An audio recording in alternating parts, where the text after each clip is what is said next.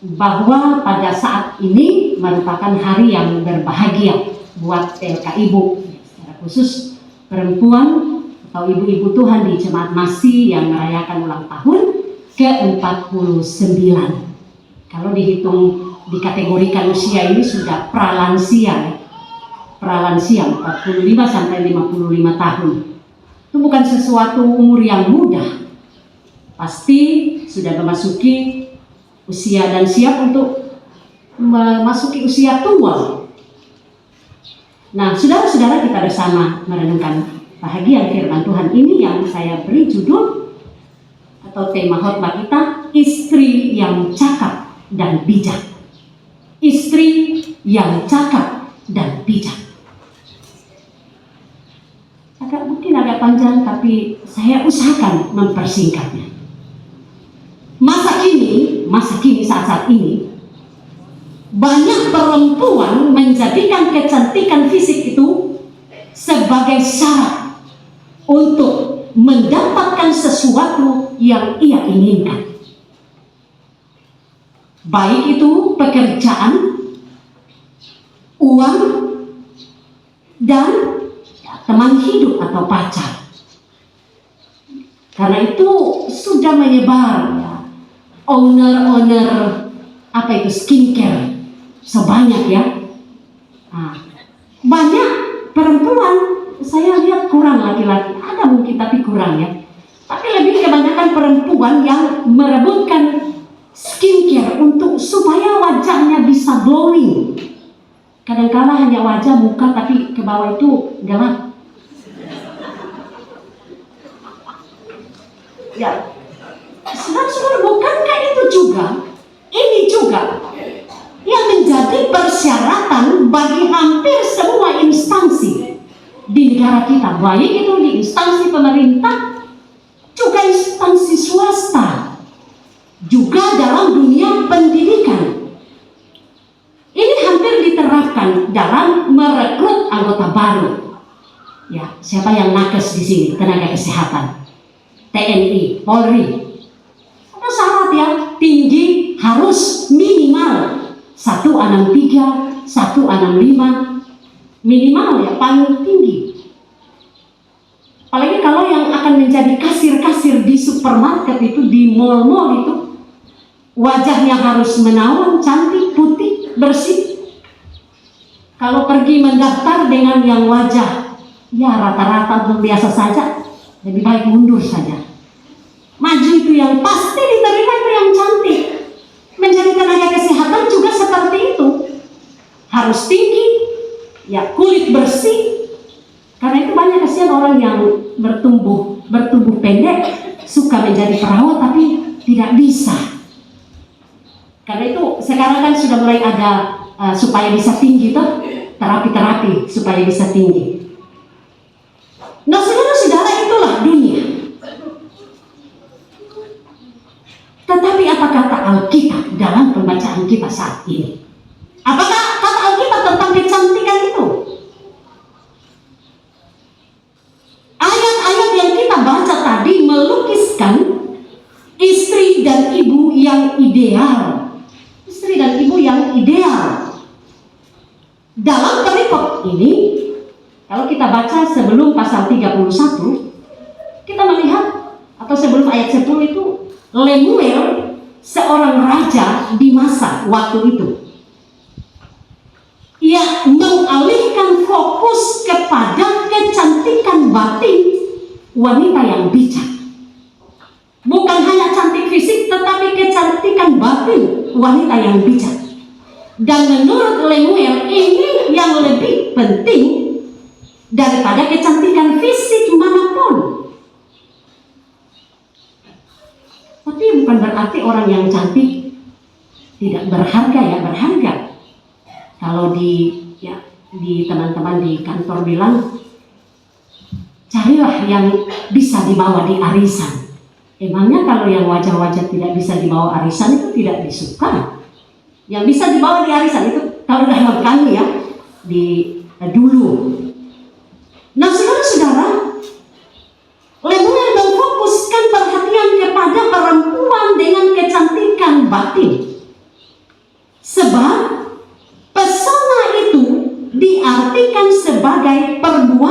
yang menyenangkan. Orang yang memiliki kecantikan batin pasti perbuatannya menyenangkan orang lain. Dan saudara-saudara, bukan sebaliknya menjatuhkan orang lain. Pesona fisik itu bisa menipu. Itu saya katakan tadi, cantiknya bisa di wajah saja, di bawah itu gelap, dari leher ke bawah gelap.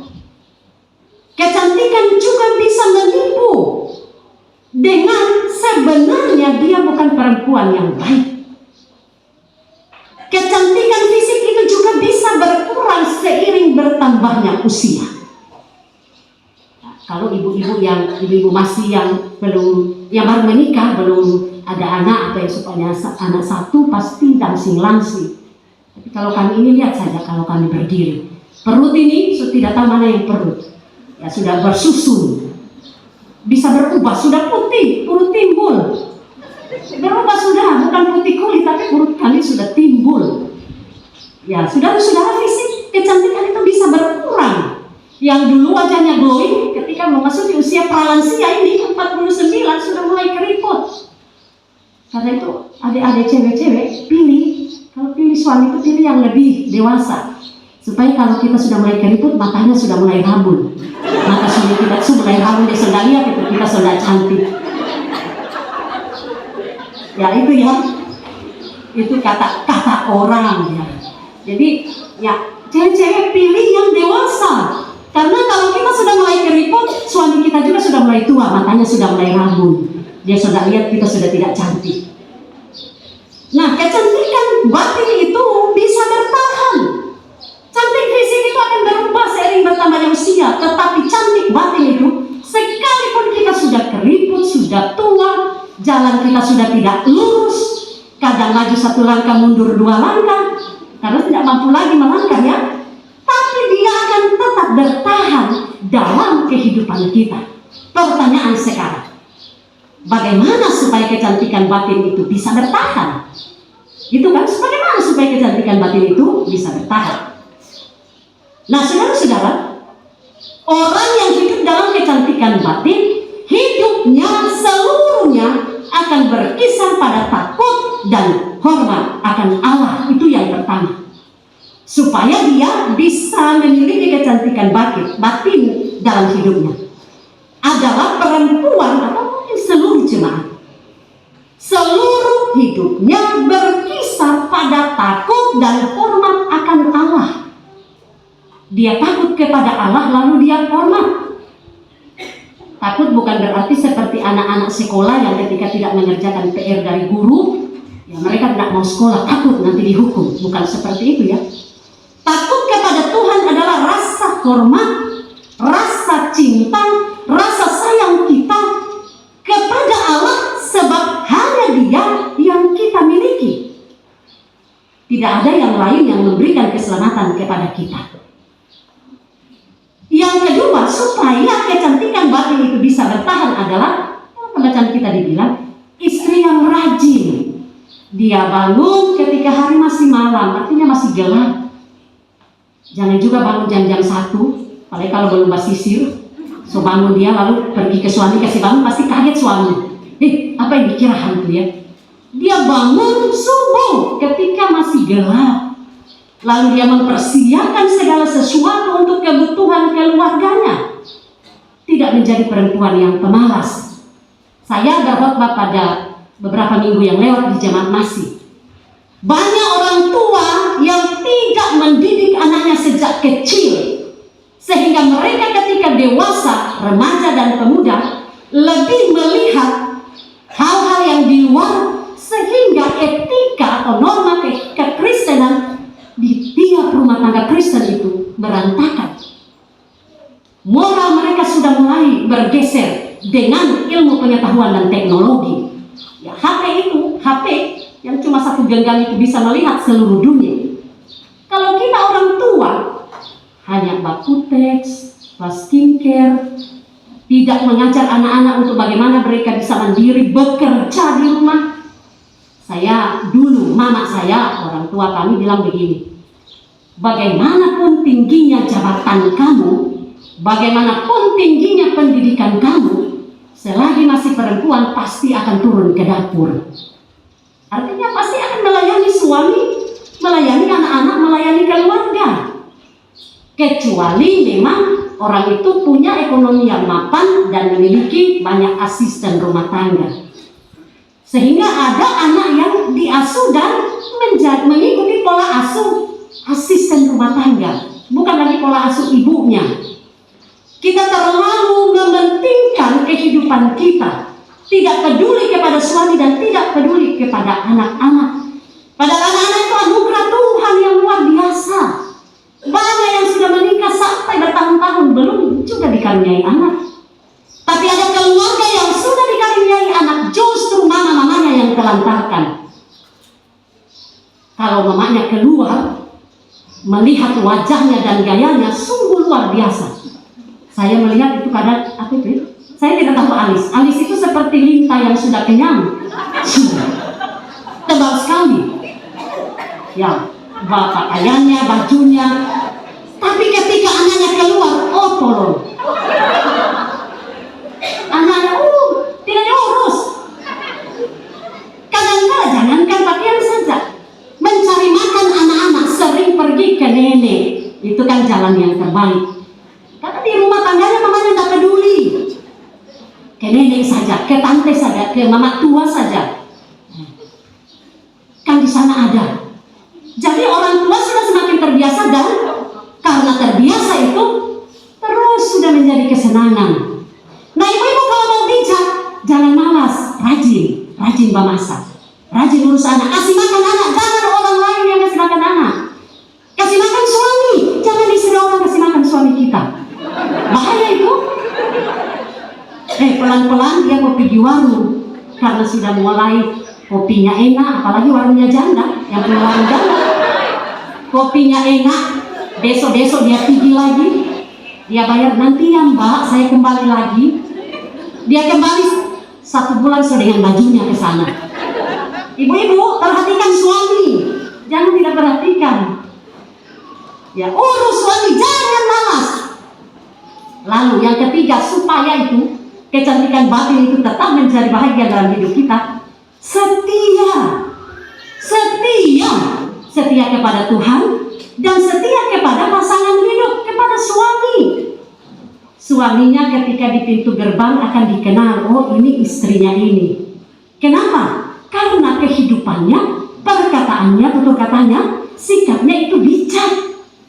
Dia tidak suka menjatuhkan, dia tidak suka memaki-maki suaminya, dia tidak suka merendahkan suaminya, sekalipun mungkin dia kepala bagian di kantor. Suaminya hanya seorang petani. Tapi ketika kita sudah memilih dia menjadi suami kita, setia. Jangan lihat suami orang, lihat suami sendiri. Suami orang mungkin ganteng, mungkin lebih tebal dompetnya. Tapi itu yang dikasih kita. Dan itu yang kita nikahi. Setia. Dan mengasihi keluarga. Yang saya katakan di poin 2 tadi, mengasihi keluarga. Kasihi suami, kasihi anak-anak. Jangan kasihi suami orang, jangan kasihi anak-anak orang. Kasihi suami sendiri dan anak-anak sendiri. Yang keempat, supaya cantik batin kita tetap bertahan, kita menjadi seorang penolong bagi suami. Sebenarnya kita ini hebat ya, kuat kita ini para perempuan. Karena kita penolong, berarti orang yang ditolong itu orang yang apa? Yang lemah. Nah itu dengar itu suami-suami. Kami ini penolong ya, penolong yang sepadan, menolong nama baik yang saya sudah katakan tadi, dan segala hal yang tidak menjatuhkan nama baik suami dan keluarga kita. Selanjutnya yang kelima, cakap ya, istri yang cakap itu gimana? Cakap itu ya, sudah pintar, terampil, cekatan lagi. Itu cakap ya, pintar, terampil, cekatan, rajin. Dia cakap dan dapat menjadi manajer ekonomi dalam keluarga. Dia menjadi manajer ekonomi ya. Budaya Indonesia ya, mempercayakan kaum perempuan untuk mengelola keuangan dalam keluarga. Tetapi juga ada yang mengelola itu adalah suami yang menjadi kepala keluarga. Ya, tapi kenapa harus istri? Kalau di sini saya sudah jelaskan ya. Tolong koreksi para nakes. Istri itu diberikan anugerah yang lebih daripada suami. Karena itu dia bisa menolong. Berkata-kata saja dia bisa 20.000 dalam satu hari. Laki-laki cuma 7.000. Jadi kalau DP suami sok ke kantor, anak-anaknya sok ke sekolah, dengan siapa dia menghabiskan 20.000 itu?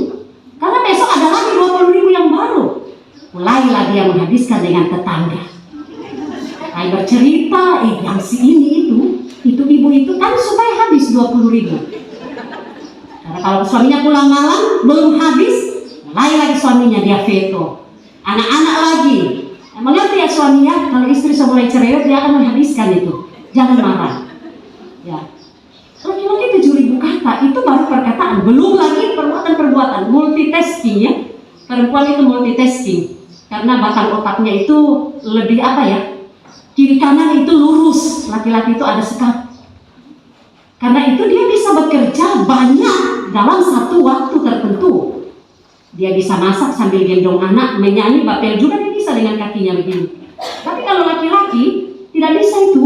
Laki-laki menghadapi pekerjaan, apalagi kalau disuruh masak istri, suami-suami itu tolong dulu ini, pasti dia akan sungguh-sungguh di situ. Karena di sini ya terpotong ini. Jadi satu saja dulu. Baru dia akan serius. Karena itu kalau suami lagi serius, ketika kita memanggil sudah 5 kali dia tidak dengar, jangan marah. Karena memang suami ketika dia serius, itu pendengarannya ini mulai menurun, bukan berkurang ya, menurun.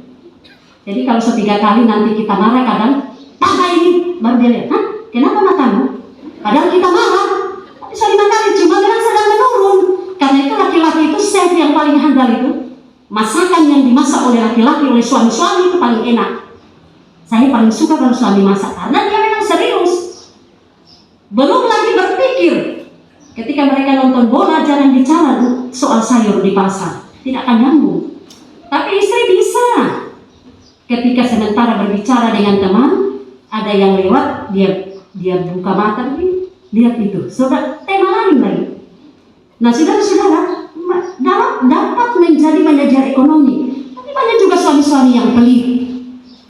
Banyak yang suami pelit, tidak mau kasih penghasilannya, pendapatannya, uangnya sama istri. Kadang-kala istri, yang penting kan sudah istri. Terserah lu mau dapat uang, bekerja lebih bagus. Sehingga kadang-kala istri itu harus menjaga kewarasan. Lihat banyak istri-istri yang tidak waras. Banyak istri-istri yang tidak waras. Karena kenapa dia mulai memikirkan ekonomi, apa yang akan dimasak besok, anak-anak minta kebutuhan sekolah, gurunya sudah harus membayar SPP, menyampaikan ke mamanya. Anak-anak itu kalau sama, "Ma, di mana sepatuku? Ma, di mana bajuku?" Dia tanya, "Pak, di mana anuku?" Sama mama. Belum lagi saudara-saudara, dia harus memasak apa yang akan dimakan. Apalagi ada sumbangan-sumbangan, persembahan-persembahan. Suami-suami harus mengerti, jangan pelit sama istri. Karena istri itu memasak bukan hanya untuk dirinya. Ada juga ya istri yang cuma pikir dirinya. Ada. Tapi kenapa kadang-kala itu imbas dari suaminya yang pelit. Saya masak saja sendiri. Terserah lu makan apa, suruh pelit. Apa orang Bali bilang ya, pelit itu ya? Demit, amit-amit demit. Itu ya, jadi istri membanting tulang juga, bekerja untuk memenuhi kebutuhan keluarga. Disitulah saudara-saudara peran kita sebagai manajer ekonomi dalam keluarga itu berfungsi. Dan juga bukan hanya itu, menjaga kewarasan. Nah, banyak istri-istri tidak waras, termasuk istri-istri di gereja. Hanya setia waras. Kadang sudah senyum sendiri, ketawa sendiri, kalau tidak pegang HP. Kadang sudah ketawa dengan orang punya suami, ketawa terus dengan orang suami itu. Kadang-kadang juga, ya itu yang biar ada suaminya, dia senyum genit dengan suami orang. Nah, itu sudah tidak waras, ciri-cirinya itu.